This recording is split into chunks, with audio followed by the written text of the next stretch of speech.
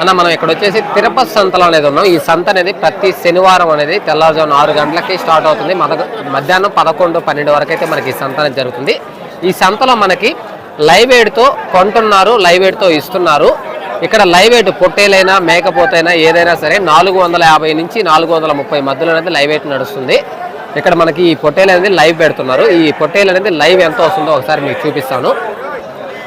ఇది లైవ్ అయితే పెట్టున్నారన్న, ఎన్ని కిలోలు అనేది చూపిస్తాను.